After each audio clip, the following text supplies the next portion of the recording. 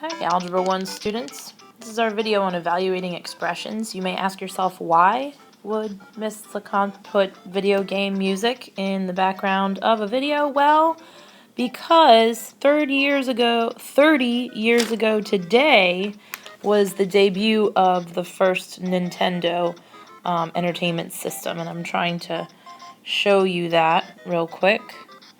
Ta-da! See, 1985. They debuted the Nintendo Entertainment System in Japan. Anyway, just thought that was a cool little bit of trivia for my fellow gamers. I'm also battling a cat who doesn't want to let me make a video, so I'm not going to wait long here. I'm just going to try to get right to it. So while this video is the evaluating expressions video, we're going to backtrack a little bit to things that sometimes don't stick the first time in pre-algebra. So simplifying powers, dealing with exponents. Exponent stuff tends to be a little tricky. First of all, the lingo. We say we are applying the exponent to the base. You can say it that way. Or what's more common probably for me to say is you raise the base to the nth power. So I raise 3, raise x to the 3rd power, or raise 7 to the 4th power, or something like that. Just so that we're saying, using the right language. That way we're all using the same language of mathematics. Sometimes it can be misunderstood when we don't use the correct verbiage.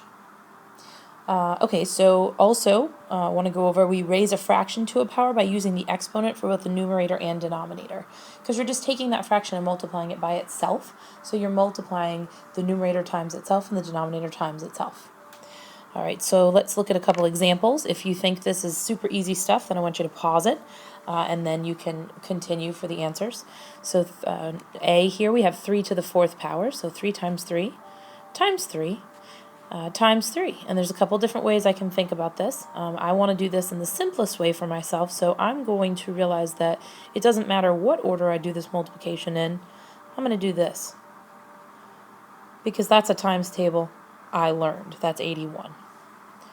All right, so 2/3 to the 3rd power, that's going to be 2 to the 3rd power on the top and 3 to the 3rd power on the bottom. Now, because the original fraction was in simplest form, you cannot simplify this answer. I know I'm not going to be able to simplify my answer because all I did was repeat the same factors that couldn't simplify already.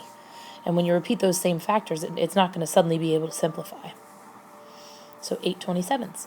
All right, 0.5 or 5/10 to the 3rd power. So with this, the first thing I want you to think about is that you actually, this is not complicated math. This should be math you should be doing in your head.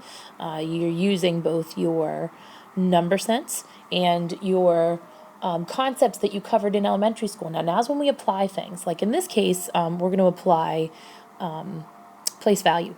So in this problem, it's 5/10 times 5/10 times 5/10. So 5 to the 3rd power is 125.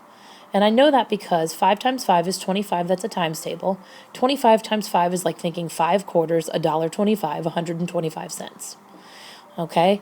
If I now consider the fact that I can know the number of decimal places, I know the number of decimal places in the answer because there are 3 decimal places in the problem. And I went ahead and left in the very loud crash that just occurred. That was the cat deciding that I was too busy doing something that wasn't paying attention to him.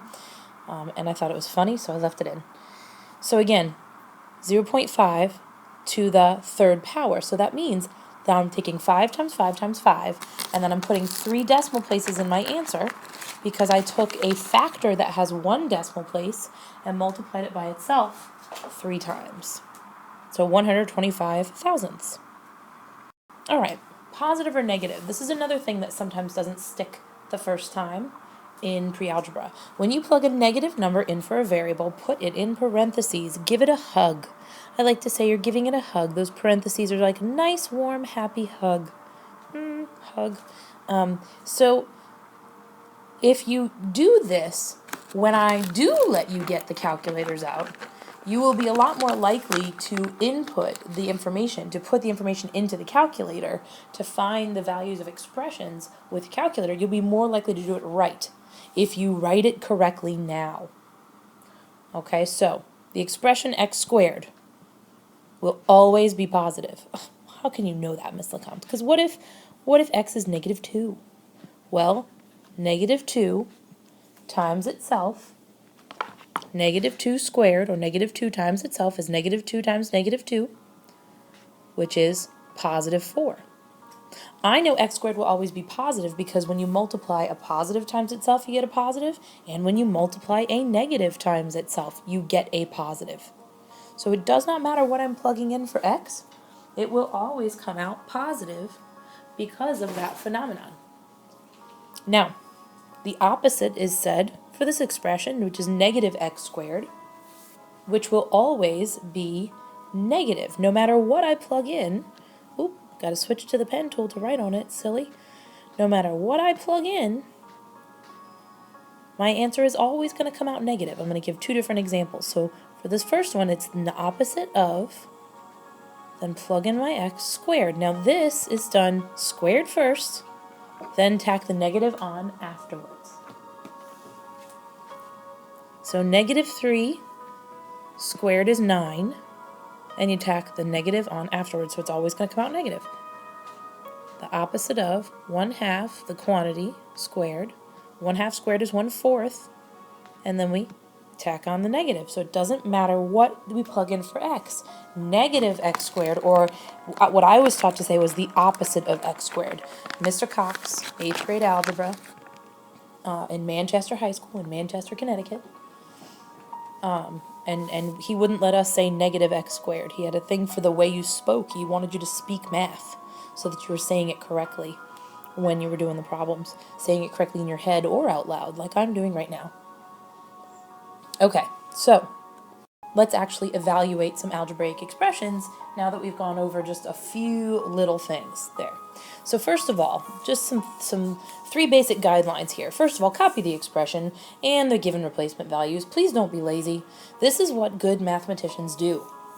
I believe if you go look for it, you can probably find at least one Khan Academy video where he says the same thing, and I'm sure you can talk to quite a few math teachers and parents who had good math teachers and parents who had good math experiences. You will find out that they say copy the expression down, copy the replacement values, and then do the math. Number 2, rewrite the expression replacing the variables with the given values. Put the values in parentheses when necessary. Give it a hug. Remember? Give it a hug. Use the order of operations to find the value of the expression. So we've gone over order of operations, and you definitely remember PEMDAS, and so let's go ahead and actually evaluate some expressions. In fact, we're going to evaluate 6 expressions. Starting with these 3 and the values. A is 2, B is 1/2, C is -5, D is -4, E is 8/10 or 0.8, and F is -3. All right, so now I definitely do want you to pause it. I want you to work out the math for these expressions and find their values. That's what we're doing. We're evaluating, finding their values, and then continue the video and see how you did. And I'm going to do the same thing. I'm going to pause it, and I'm going to write it all the way out. And here we go. And there you have it. So let's run through this real quick, and I'll check my answers as we go. So we start off with a squared plus 2c. So we're going to take a and we're going to put it in parentheses. In this case, it doesn't actually make a difference at all. The cat is once again trying to terrorize me. This once again does not actually make a difference in this problem, but it's better safe than sorry. So 2 squared is 4, plus 2 times -5, which is -10. 4 plus -10, -6. And that makes sense because we're going to find a squared and then add 2c to it. And so this goes back to what we talked about in class with the order of operations, the purpose of the order of operations being algebra, really. It wasn't as if someone sat down and said, this is the order we're deciding the operations will go in. No. It makes sense because of algebra, because of what we then did with unknown values and variables and how we set that up. Continuing before I digress and make this way too long. 5d minus 3f squared. So 5 times the value of d, which is -4, minus 3 times f squared, which is actually going to happen first there before the times 3. So negative 3 squared is 9. 5 times negative 4 is negative 20. So now I have negative 20 minus 3 times 9, which is negative 20 minus 27, which is negative 47. And then I have the absolute value of 7 minus 2f. So 7 minus 2, plug in the negative 3 for f. Minus 2 times negative 3 is plus 6, because that's a minus times a negative. So we get 13, and the absolute value of 13 is just 13. Let's try 3 more. All right, do it again. Pause it, write it out. I'm going to do the same. And here they come. And there we have it. Let's run through the math on this, and this video will be wrapped up. All right, 6 plus 5 times the quantity a plus c. Now in this problem, we do have to add a and c first, which was 2 plus negative 5, which is negative 3. Then we have to multiply second, which is negative 15 plus 6. Now, how many of you got caught by this? This just looks so strange. We think, oh yeah, add. But we have to remember that this means multiply, and that's got to be done first. So if you got that right, good job. Next one, 3e plus 2, the quantity, minus d.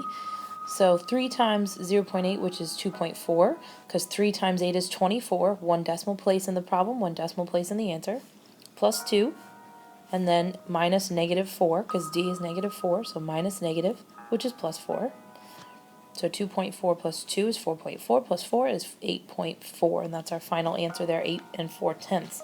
Now, it did actually not make a difference that these parentheses were here at all.